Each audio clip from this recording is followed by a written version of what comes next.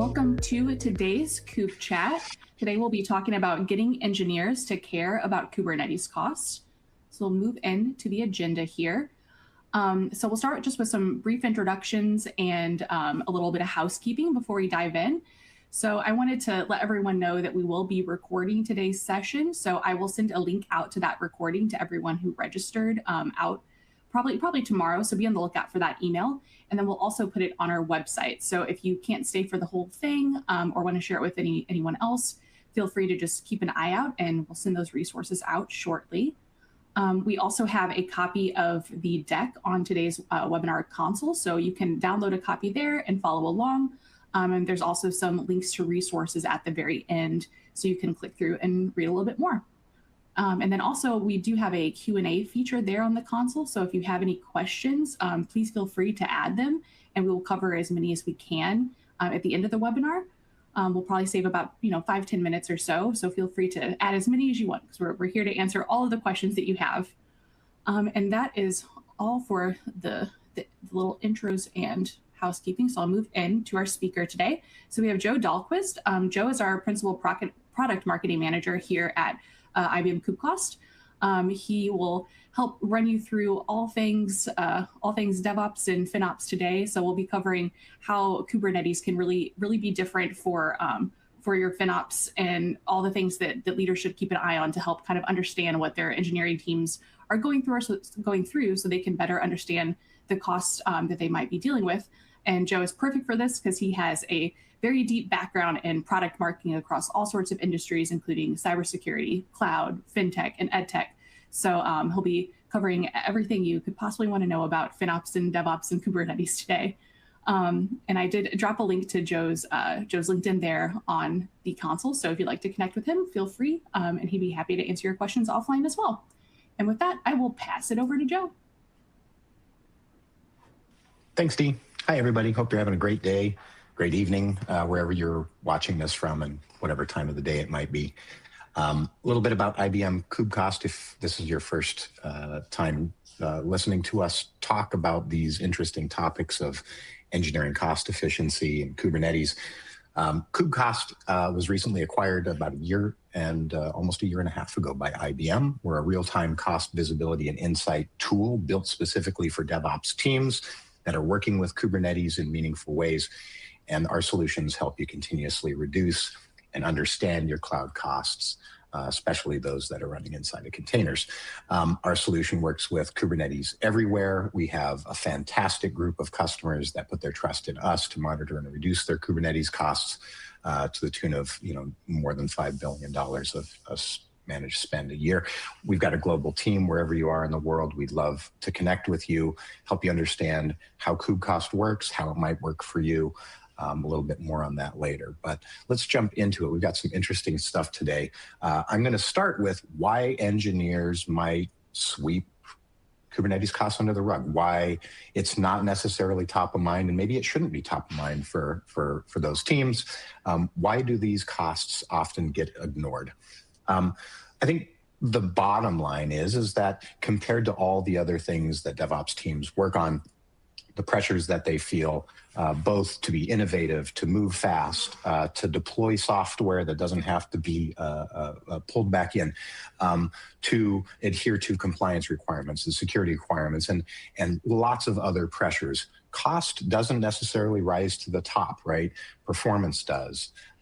Feature and capability does. Timelines, sprints, design reviews. Those things all absolutely surface as important things in day-to-day. But Kubernetes costs at the onset, especially when you're just starting to work on a new project, a new app, a new initiative, those things don't have the urgency.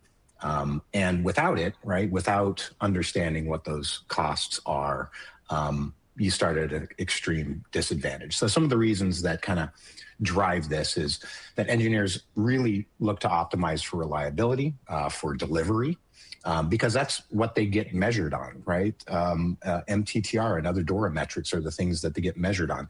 Cost is rarely a part of kind of the day-to-day feedback loop that they get within their own teams during stand-up from their managers in many cases. The next is that cost information usually arrives like after changes have been made, after things have been deployed, after it's made it through a CI/CD pipeline. And that breaks this kind of real direct cause and effect that engineers rely on to course correct. Is that a lack of a feedback loop in a short period of time that they can action on to be able to do something like reduce costs, improve efficiency. Another reason is that Kubernetes, in and of itself, it's not malicious, but it kind of makes attribution a lot harder. Infrastructure is shared. A lot of cloud resources and services are shared. It's incredibly dynamic. It's constantly changing both in cost and in scale. It's a moving target, and it's really difficult to pin down things like attribution of cost, utilization, ownership, things like that are very important. Another is that resource requests and their replicas are often set really conservatively, right, to reduce risk. But that conservative nature of setting those levels means that there's inherently a lot of waste in it. And so it's a direct impact on long-term costs and short-term costs, but also a safety blanket, both for the application, the customer, the developers that are working on it. Cost and usage data is pretty fragmented as well. It spans multiple billing systems. It's captured in different tools, some of it not being caught at all. And this all has to be leveraged by cross-functional teams that span the organization, which makes it really hard to find a single source of truth when it comes to how much is this costing us, where is our waste lying, and what should we do about it. Having that kind of disparate set of disconnected tools and systems and processes in silos is one of the core challenges of FinOps. And lastly, multiple teams are involved in shaping Kubernetes spend, but ownership of that spend is pretty rare to come by, right? You don't get a clear end-to-end understanding of who owns what and the decisions that were made that drive costs, especially when you deal with things like shared platforms. And so unwinding all of that to find the person that can actually do something or the right thing can be a little bit challenging. So I think on top of those challenges, right, Kubernetes costs can be really difficult to explain. Cloud costs reports are built to explain invoices, things that have happened after the fact, the net result of the work that engineering has done, not to explain things like Kubernetes behavior, which is the situation at a given moment that directly affects spend. They show, these cloud cost bills really show what was billed, not what is being spent right now, not why it happened, not the things that contributed to it. Certainly, they don't often uncover waste or inefficiencies. Also, billing data gets organized around primarily cloud services and SKUs, and those things don't necessarily line up with how engineers think about applications or workloads at namespace or label or cluster or multi-tenant application levels. So it's a little bit difficult to translate through those layers. Even when billing data can get granular down to the level of detail that engineering teams need, it still arrives like after that spending has been done, after the invoice has been generated, and it's very retrospective.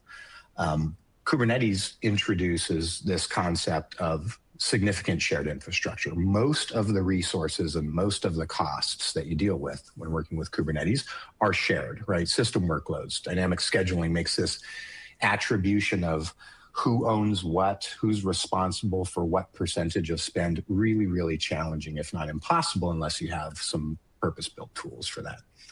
Without that kind of workload level context, for engineers, it gets really hard for them to tell what they're doing that is driving spend, where their inefficiencies and waste are lying, and what they can do about it. And this gap kind of between retroactive billing data and real-time Kubernetes cost and utilization is why cost feels really confusing and really disconnected for engineering teams. Also really makes it impossible when finance or FinOps or engineering leadership kind of comes in over the top and says, we need to cut everything by 10%. It just isn't the way that teams think about building these solutions, building the infrastructure that it runs on, and then managing that around performance, SLAs, and other important dynamics. So contributing to this, the ownership is really fragmented, right? We touched on it a little bit. The data in the last slide is super fragmented. It's often not proactive, it's reactive, it's looking backwards in time. Another one here is that the ownership of those costs is so fragmented. If you don't have clear attribution, you don't have clear ownership, where do you even start down this path of doing something about it? You've got a lot of different stakeholders here. Platform teams that are making decisions around things like the node types that you should be able to stand up, auto-scaling behavior, performance targets, base capacity. All of those choices can set some cost baselines that every workload and every resource is going to inherit.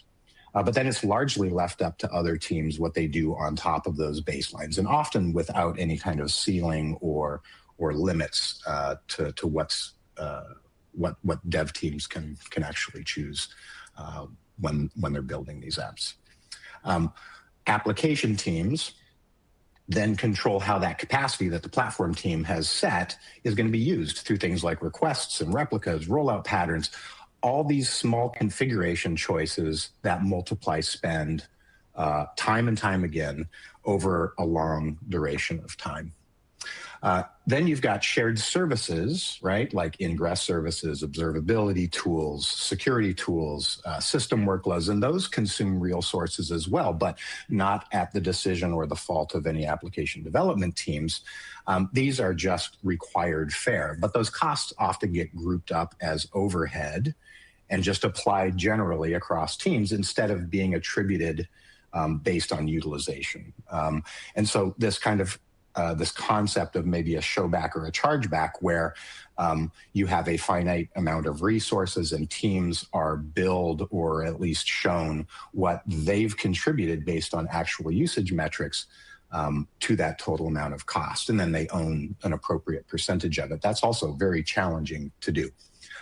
Finance and procurement see this big final bill at the end of a month, at the end of a quarter, and they maybe get it at a cluster level, they maybe get it at an account level, they maybe get it at a service level, but without the engineering context there, they can't see the decisions that led up to the outcomes that they are able to see, and that can be a real challenge. This can all get really messy. It can pit finance teams against DevOps teams. It can have product management and platforms stuck in the middle of these misunderstandings and misalignment. And next up, we're going to give you some tips on how you can kind of get started making that better. So why is Kubernetes cost awareness mission critical? And how, ultimately is this going to lead to, the nirvana where we all want to get, which is a cost-aware engineering culture, and teams kind of having that knowledge and that ability to be efficient baked into their daily work and their daily practices. So before we get there, we have to understand that every choice that a DevOps team makes ultimately has an impact on Kubernetes costs, right? Everyday decisions, everyday actions, they all contribute. I want to help you understand what some of these things are, how they impact costs. So a few of these examples are, number one, resource requests, right? Maybe the biggest long-term cost driver in Kubernetes because they influence everything. Scheduling, capacity planning. It's not just the runtime behavior. You're setting the frame of the house here and ultimately allowing cost and resource utilization to grow into that space, depending on how you set that up. Replicas and environments are also one where costs can quickly multiply. So a small change that gets created in a resource request gets replicated across multiple services, multiple stages, gets scaled up, and any inefficiency that's in there starts to become multiplicative. Next is auto-scaling, things like safety buffers. Those are usually set to protect reliability, not to protect wasteful spending, right? So, and that's the right instinct for DevOps teams. But those conservative settings where you are, dramatically favoring performance and reliability over cost efficiency are going to raise the baseline of cost over time if they don't constantly get revisited and constantly get improved. Idle capacity, right? This is like the sinking feeling that every team has, which is that, hey, we've got a lot of waste. We just don't know where it is. It's hiding. It's difficult to unearth, and it takes a lot of manual intervention and effort to do so. It can be caused often by just a single misconfiguration mistake. It's usually the result of some early decision-making process and then shared infrastructure that nobody actively owns. It becomes dormant, it becomes accepted, it becomes a part of that baseline. And yet that waste is going to be one of the largest pockets of savings opportunities for teams. The bottom line, without visibility, at the workload, at the team, at the product, at the cluster level, these outcomes are really hard to see in the moment. They only show up after the bill has arrived, and usually it's not good news. So we need to get proactive. For leaders, like the key point, I think, is that everyday engineering decisions have a direct impact on driving Kubernetes costs, right? This isn't a whack-a-mole process of improvement where you see mistakes have been made, you rectify it, and you allow some time to pass where mistakes get made again. This has to be a constant process. Why does this matter? Why should you care, right? For leaders, the real risk is not being able to understand or explain to the rest of the business what's driving costs and feeling at a loss on a plan or actions that can lead to a better outcome, better numbers there. Unexplained spend is what really triggers things like escalations, constraints, initiatives, mandates, right? Those over-the-top requirements to cut all costs by 20 or 25% or whatever dollar figure number that might relate to. And that's, again, disconnected from the way that engineers think about this. Primary reasons why this matters. The element of avoiding surprise, right? If you can't explain spend, budget scrutiny comes in late, it shows up hard, it shows up fast. And that's when teams get asked to do really painful things under excruciating pressure in many cases. The next is like velocity and delivery, right? Leaders should think about how reactive cost work creates a bunch of thrash, creates a bunch of context switching, gets people out of their workflow. It interrupts roadmaps. It pulls engineers into unplanned meetings and unplanned work and completely will break your sprint planning, all in the name of reactive cost emergencies, right? What you can do when you get this right is preserve some engineering autonomy, right? Teams that can explain their spend get to keep a lot of control. They don't have to trade off a lot of rework, a lot of cost efficiency initiative effort to be able to keep working on the things that are interesting and that really matter, right? Things that impact the customer, not necessarily just the business. So if they're unable to have that autonomy, those guardrails and restrictions are going to get imposed, but often from outside of engineering, outside of a platform team. They're going to get imposed by finance folks, by people in accounting, by people that aren't necessarily in tune with the work that's being done in a DevOps realm. The goal really is to make costs more explainable, more actionable, have engineering understand it, engineering own it, and be accountable for it so that leaders can avoid these kinds of surprises, focus their team on innovation, focus their team on velocity, and keep things moving forward the way they want. Next, we'll talk about how you do this kind of at a team level, right, at scale. It's great to get one engineer to care about costs. I think all engineers should care about costs. I think the world is full of very talented and growing numbers of DevOps engineers that understand Kubernetes. And I think that the level up for everybody is I can write great code and I can work on Kubernetes with my eyes closed, but I can also do it in cost-efficient and cost-effective ways for my business. So the way that we approach this whole problem is by applying a pattern called FinOps to Kubernetes. It's a shared kind of operating model. It spans lots of different stakeholders in an organization, but it's a model that can help Kubernetes spend become more understandable, more transparent. The data doesn't lie. It's going to shine light on the truth. And in a perfect world, it can do all of this and help you reduce and manage those costs better without slowing teams down. So this is a shared operating model for managing cloud and container spend. The goal isn't to just push cost ownership onto engineering. It is to align engineering, align DevOps engineering, platform engineering, operations, and finance teams around a shared view of spend, a shared understanding of trade-offs, and should provide like a framework that allows for a repeatable way to act to always look at optimization as one of the goals here, right? Optimization for speed, optimization for performance, optimization for reliability, and optimization for cost as well. FinOps is commonly described in these three phases that are shown here: inform, optimize, operate. These phases create a virtuous cycle, right? Not a singular one-stop shop where you've pressed all three buttons and now you're done. This is an ongoing process. The first phase, this inform, is all about building visibility, gaining visibility, sharing that understanding. And in Kubernetes, that means getting things like costs mapped to Kubernetes concepts like clusters and namespaces, and establishing a very consistent allocation model so that if I approach anybody on the DevOps team and ask, hey, where is this particular spend coming from in this namespace, that they can point to data that says exactly where that spend is coming from. After inform, you move to optimize, and you take the visibility and the understanding that we've gained, and you find first some low risk efficiency wins, right? For Kubernetes, this is things like workload right sizing, auto scaling improvements, getting rid of idle costs and waste,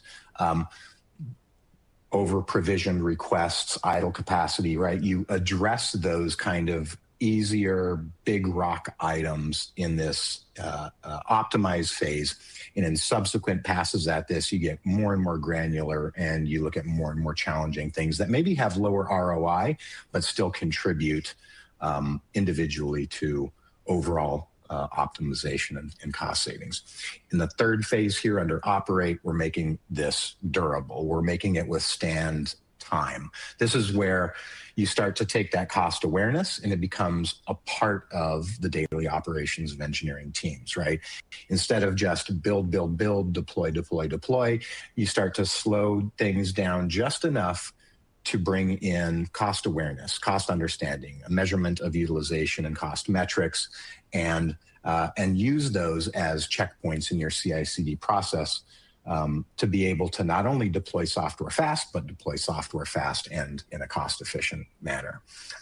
You want to do regular review cycles here so that you don't regress back to old patterns, bad habits around cost efficiency, that you can catch things really early before they start to show up on that bill that's going to come at the end of the month. The examples like that are on this slide show what each phase might kind of look like in practice. And so in these next slides, we'll go a bit deeper on what inform, optimize, and operate means specifically to Kubernetes teams. So Kubernetes is a bit different, right? It has some nuances. Compared to more traditional FinOps for predominantly cloud and non-containerized services, things can get a little trickier. Things move quite a bit faster. There's, in some cases, a lot more data and different data. So FinOps still applies wholesale to Kubernetes, but the mechanics of like how you do it in terms of cost and ownership are definitely going to be a bit different. So you first need that Kubernetes context. Without the data showing in granular, near real-time ways what's being used, how much that's costing, and who owns that, you're going to have a tough time with the rest of this. But cloud billing will tell you what you spent by service and account. Kubernetes teams need to know why it happened, who changed it, and who should change it again to make some improvements. So that kind of like nuance one is like shared multi-tenant clusters, right? A lot of people sharing the same resources, all either being penalized at the same level or nobody being penalized at all. And that's kind of a non-starter. In Kubernetes, you've got a lot of workloads that share the same node pool. You've got networking, you've got platform services. It makes the who owns this cost a lot less obvious than if it's a single VM, right? Or a single cloud service that's an individual line item on your bill from a hyperscaler. The goal of figuring out who owns this and who did what and caused what and who needs to go and fix it isn't about a blame game. It's this shared attribution model, right? And it should let teams talk about this, and it should let teams make trade-offs around cost and ownership. A second nuance that we run into here is this kind of dynamic, short-lived nature of workloads and resources when it comes to Kubernetes versus more traditional cloud. These cost drivers move much more quickly. These resources, in some cases, are only alive for seconds, if minutes. Cost drivers move much faster here than they do in cloud. Deployment moves faster. The runtime jobs, scaling events, rollouts, incident response, everything has to move faster when you're working in Kubernetes. Remember, these teams are not typically releasing software once a month. They're releasing many, many times a day. In fact, sometimes hundreds or thousands of releases per day happening across very large enterprise DevOps teams.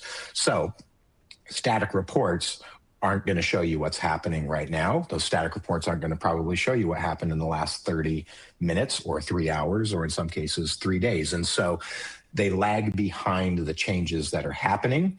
You end up debating and arguing about cost allocation and cost ownership and who changed what long after those changes were made, which means rework. It means a disruption to the DevOps workflow.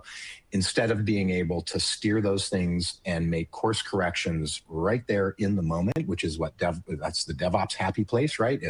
If I broke something, let me know now so that I can fix it right now. Don't come to me a week later and tell me that I've broken something. And that is not shucking off ownership. This is complicated stuff. This is about having the data at the right data at the right time to be able to actually have ownership instead of just blame. This is why these kind of like real-time feedback loops are so important for engineers, and why it's one of the things that really is a differentiator for tools like Kubecost. So the third nuance here, super high cardinality labels and metrics, right? Kubernetes adds a whole lot of dimensions, like we talked about, namespaces and labels and tags and clusters. But all those things need ownership. The greatest way to get that ownership is to have that ownership start at the moment that those resources are created. So if you describe spend like at the wrong level, and you're not doing this granularly through things like namespaces, tags, and labeling practices, then you end up with misallocation. You end up with this big sloshy bucket of cost that everybody has to share, but nobody trusts in. Those things can grow over time, just like technical debt does, and instead need to be addressed. So those are a few of the nuances that make FinOps for Kubernetes much different in some significant ways than more traditional FinOps for cloud. The inform phase, right, is really about making cost explainable to engineers and using their language, not financial terms, not FinOps language, but language that they understand. So before you go to a DevOps team and ask them to optimize anything, you need to be able to speak their language. You need to be able to share the same kind of data and metrics that they work with. So allocation standards, right? Here's a couple of examples. In Kubernetes, most of the bill that you get is shared. So you need agreed upon rules for splitting up those shared costs, like nodes, platforms, system costs. Otherwise, every conversation just becomes guesswork about this imaginary, large, looming amount of costs that nobody seems to own and nobody seems to be able to measure.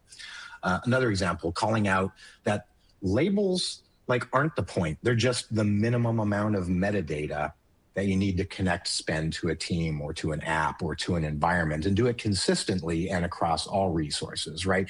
It's not the label, like it's what the label leads to. And so I think a lot of teams will get hung up on like, why am I having to do this? This feels like toil and this feels like busy work.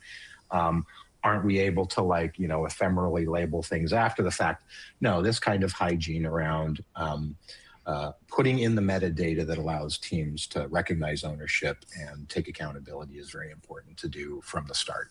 Like planting a forest, right? It's the best time to start was a long time ago, but the next best time is right now. So do that with that body of work. Collaboration and ownership is another critical area.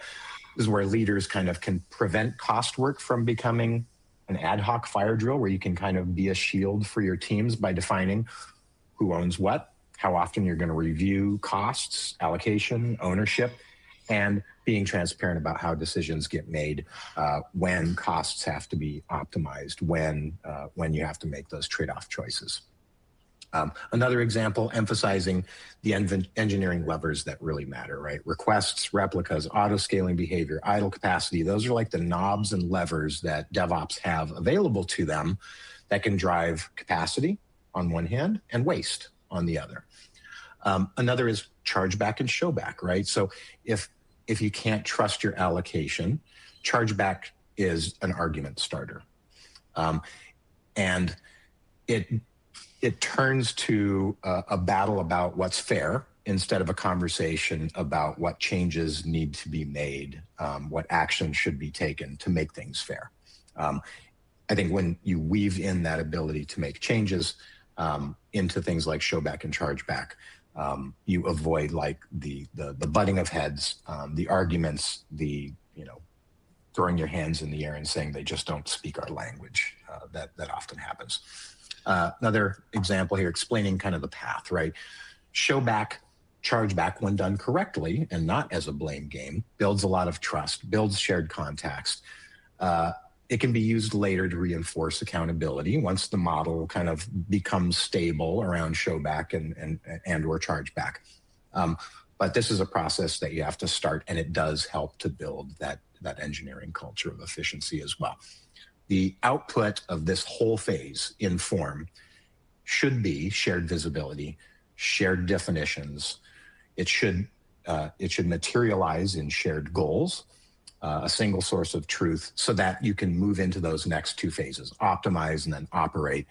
This is the foundation, right? Without good data, without data that people trust, especially engineers, the rest of this whole three-step thing is going to be very wobbly and it won't last. So for optimize, this is where teams are making those targeted low-risk changes. Once cost becomes explainable, later they can come back and make maybe slightly higher risk changes that maybe have a lower cost impact, but right out of the gate, we're just looking at doing the obvious stuff that makes a big difference. So some examples, auto-scaling and right-sizing. Most Kubernetes cost waste starts with capacity, right? It's a capacity problem. Cluster auto-scaling, request right-sizing, these are the fastest levers, as we mentioned before. They really directly affect the node footprint. They directly affect how efficient and how much money you can save through practices like bin packing. Do these things first. Next would be like requests. They're the scheduling contract, right? So you're saying this is when we're going to use these resources that we're requesting. And if those requests are inflated, if they're oversized, there's too much headroom in there, the cluster scales to accommodate them, even if the actual usage is lower. And so you're just adding more and more waste on top of it. Request right sizing is definitely the next thing to be looking at. Also aim for small repeatable changes, right? Not one big massive re-architecture. We're gonna completely rewrite this part of everything. I'd say those things are scary. Those things consume a lot of calories for teams. They take a lot of time. They typically are fraught with a lot higher risk than making a bunch of small changes that net out in confidence, instantiate some guardrails and maybe some golden paths, provide incremental tuning where you're able to approach this a bit more scientifically to understand what the results are of smaller changes that you make, and then go further when it's appropriate, and not when you see that you're starting to hit that trade-off place between reliability, performance, and cost. Storage and network costs are another big one. Storage and network can really fly under the radar. They're not always obvious. They don't show up in pod level dashboards. They don't always just bubble up to the surface. But for storage, the goal really should be matching, right, performance to need, avoiding things like premium level defaults that might be inherently turned on out of the box. Clean up things like orphaned or oversized volumes when they're no longer needed, or you don't need the capacity that they offer anymore. Those storage costs can really add up, and it's not something that necessarily just cleans itself up when you start to tear down infrastructure, to end a project, end a science experiment, or sunset an application. And network might be one of the last ones where things are really hiding, and you should be looking to optimize. Cross-zone, cross-region egress, that can really creep up in terms of costs. You can start to measure that, attribute those costs for Kubernetes networking, and then you can optimize the placement and the traffic patterns and region selections, all to help make things more cost effective. So again, in this phase, this is where you're taking all of that visibility from Inform. You're producing like a short list of actions. You're giving those actions clear ownership. You've done some work around understanding what the expected impact is of that, both on performance and on cost. And you've got a rollout plan and a rollback plan, just in case things don't go as expected, right? Those are kind of the steps that you're going to move through in this optimize phase. The net result should be lower costs, greater accountability, clear ownership, and both a move forward and a timeout. Let's roll this back and try it again with some changes planned so that everybody's ready to take the next step. And in this case, it is into operate, right? This is where we make it operational. These first two phases that we've done, collecting the inputs, deciding on what the action outputs should be. And this is where we turn this into muscle memory. We learn how to do this sleepwalking, right? The goal is fewer one-off fire drills, much more predictable spend, lower stress throughout all of the stakeholders that care about FinOps. Some of the examples here: governance. First and foremost, early detection capabilities to understand when cost anomalies happen, when costs start to deviate from budgets or forecasts. This is something where you need to understand how to detect those things, how to route those alerts, those notifications, that information to the right people, have owners that are supposed to do something about it and not just hear the noise of the klaxon going off. The next thing that you should really think about here, cost anomalies, right? Call out spikes, call out drops. Those things matter. They can be indicative of outages, scale downs, broken metrics, misconfigurations, not just savings, right? These can also be indicators of things that are starting to go wrong and can really impact costs later. Guardrails, setting up guardrails to distinguish things like usage-based alerting from cost-only alerting, right? Those usage signals show the change much closer to when it happens than if you were just purely looking at cost signals. So in Kubernetes, right, you're looking at changes in utilization, you're looking at changes in scale, you're looking at changes that maybe haven't touched cost yet, but you know are drivers of cost. And those are some of the cues that you need to be able to use to set guardrails appropriately for the business, for the team. Next, planning and budgeting. Forecasting isn't just about reading the tea leaves. It's not just about making magical predictions that are perfect and somehow exactly align with what the bill is at the end of the time period, right? It's about creating a shared baseline. It's about understanding that changes that you make should be explainable, in the context of cost, but also in things like performance and reliability. When you plan and budget your spend in Kubernetes and you involve the DevOps teams instead of it being handed to them, they have an interesting problem that they can work on. And you'll probably get some great guidance from within the organization about what's possible, what's not possible, and what the trade-offs might be. I think leaders should try to always standardize inputs, outputs in this area. Like if there's expected traffic growth, if there's an expectation of new services coming online, being put on the truck, if you've got environment, geo expansion that you're doing, that you're planning, if you're looking at making changes to the node pools, if you're looking at doing major releases, all of those things need to be communicated back to the teams as a forecast, as an action, activity, as an event that should and could change the costs of Kubernetes for a given period of time.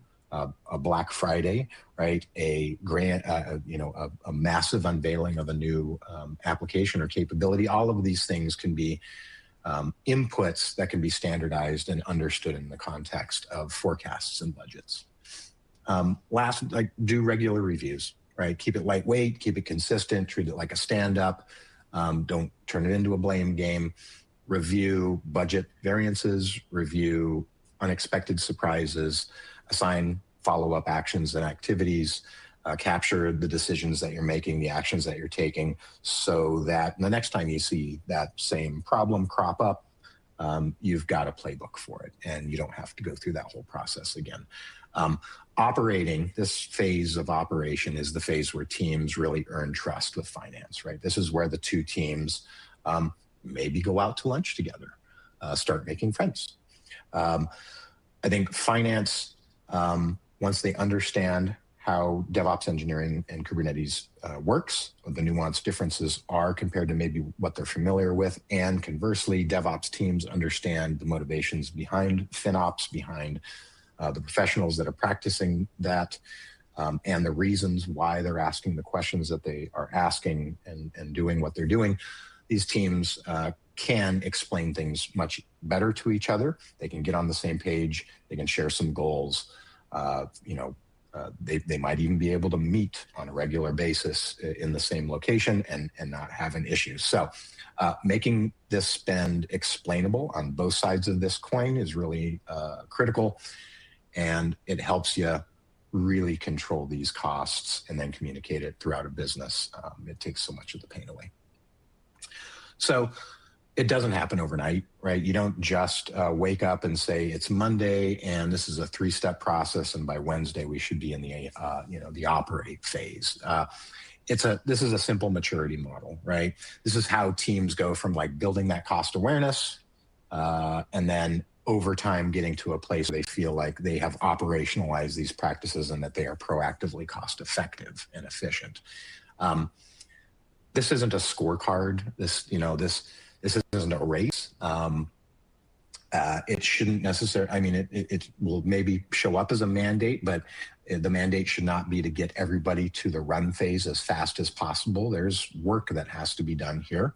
And it's not necessarily going to be fast or easy, but it's possible for absolutely every single team that we've ever spoken with, that I've ever talked to.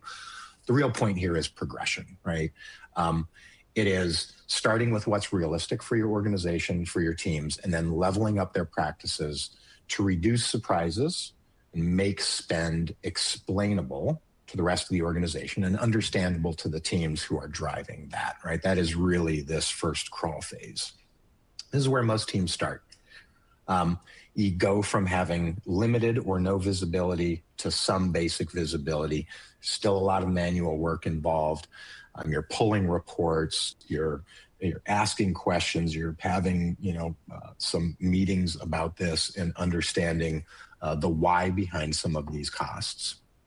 But you do get those questions answered, and you are answering them after the fact. But you are starting to get some awareness and some understanding that leads us to the walk phase, right? Walk is where cost now becomes available data that is trustworthy to all stakeholders. It's where you share operating habits, you define some lightweight processes, you begin those processes, agree on who owns it, what the inputs and the outputs are for those processes, and you add a degree of automation that is palatable for the team so that fewer things fall through the cracks, such as automatic pulling of data, automatic automated collection of Kubernetes utilization and metrics, bringing in data and automatically cutting it up in ways that make sense to your business, whether that's by team or by product or by cost center or some other dimension. And that leads you into this next phase, run, which is where you scale this model, right? So you've got the visibility down perfect, you've got the practices dialed in, and now you're ready to do it across more environments, across more resources, across more teams, or increasingly so as the business grows. Automation and guardrails start to do more of the work. Teams really start to understand what they own, and you're able to start to like run everywhere. And this probably looks a lot like that 3-step process. Inform, optimize, operate. It really kind of is the maturity model for doing those things. There's so many corollaries here. So what's fixed first? This is about prioritization, right? You can't optimize everything at once. So start with those quick wins. I know I keep saying it. They might not sound like the most exciting thing in the world, but this is where you earn some accolades. You make a big difference. You gain some trust with the rest of the team that cares about this stuff. High waste, low risk stuff like over requested CPU, idle namespaces, orphan storage, load balancers that are hanging out in the wind doing nothing for you. Get rid of that stuff once you've identified it. That is top priority.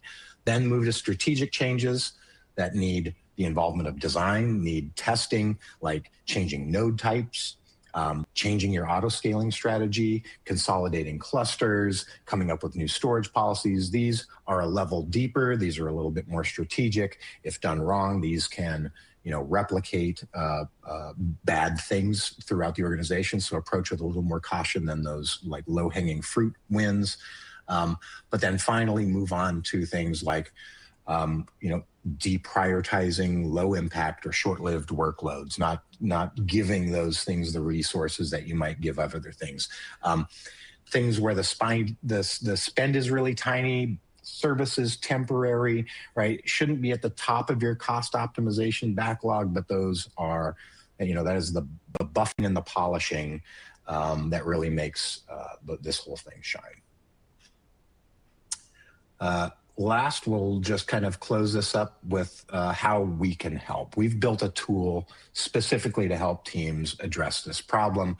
We launched this tool in 2019. It's used by north of 15 million teams throughout the world. This is a trusted solution. It's built on an open core. We join cloud billing data with Kubernetes context so that you're able to see everything, right? Map spend to pods, namespaces, workloads, shared services, the whole thing. Each cluster runs a Kubecost agent that collects Kubernetes usage context, metrics, and data. It sends it to a cluster that you deem as the primary. That billing data is going to come from exports or APIs integration with your cost and utilization report. As an example, if you have on-prem or private resources, you can identify costs for those. It uses federated aggregation so that multiple clusters in multiple clouds or hybrid environments all can report and store those metrics in the same place.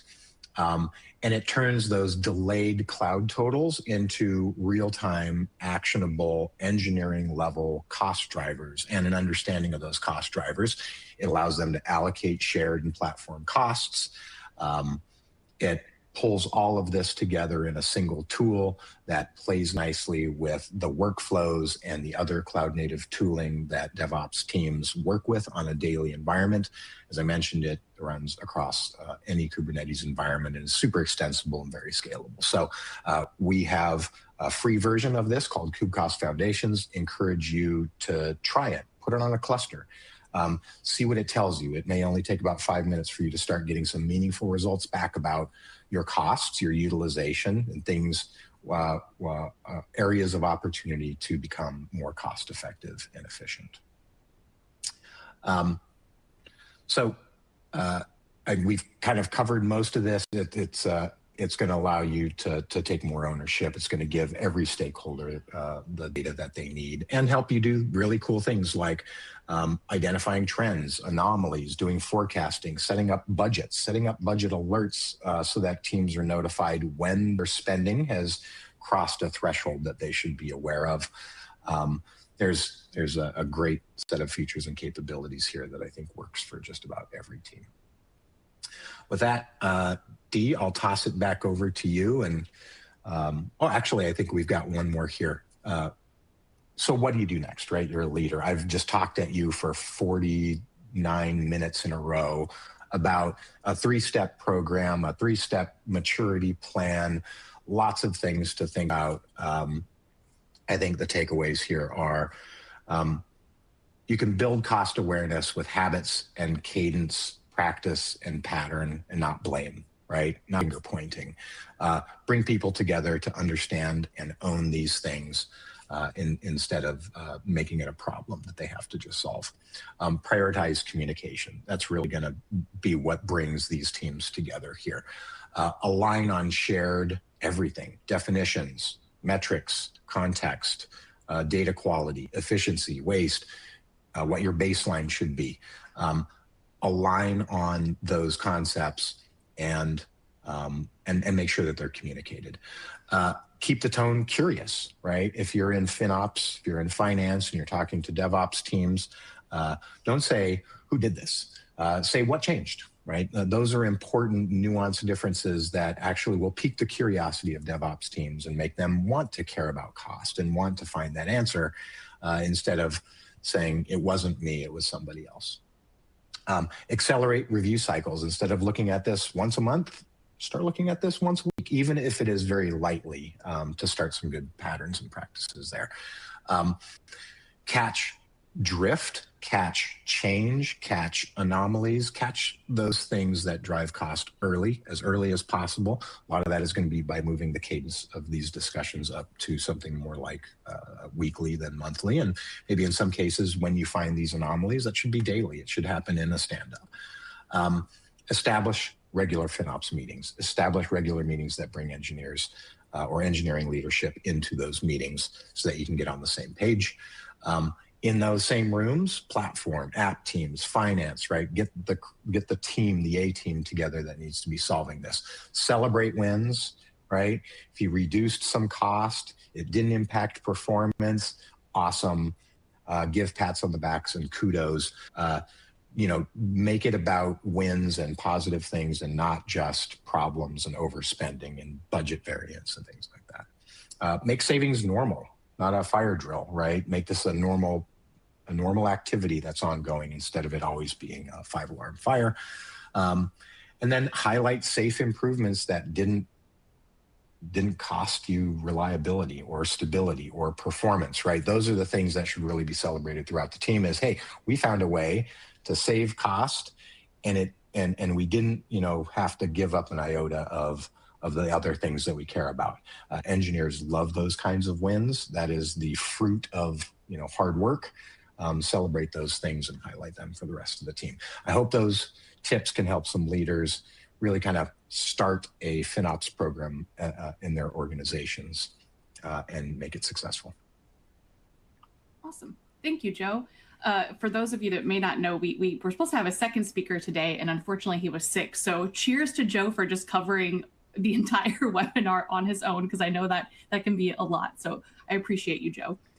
So I wanted to share some resources with everyone, just in case you wanted to dive in and learn a little bit more about some of the concepts we talked about today. So if you download the PDF that is on your console, we share a link out to a bunch of FinOps Foundation resources. So they have great resources on the FinOps framework that Joe just walked through, as well as more details on that maturity model, about how you don't have to run across everything. You need to start small and walk and kind of work your way there. So definitely check those out. We also have some IBM resources that are related to this as well, including a couple guides and an ebook that are great to share with some of your colleagues and start kind of sharing this information around your org so you can get a better FinOps practice started and really grow that cross-team collaboration so you can have more efficient cloud spend. So definitely check those out. We do have time for Q&A, but it doesn't look like anyone submitted any questions. So I guess we'll go ahead and end here. But wanted to thank everyone for joining. And again, we'll share a link out to this presentation probably tomorrow. So be on the lookout for that. And thank you for joining us today. I hope you all have a good rest of your day. Bye. Thanks all.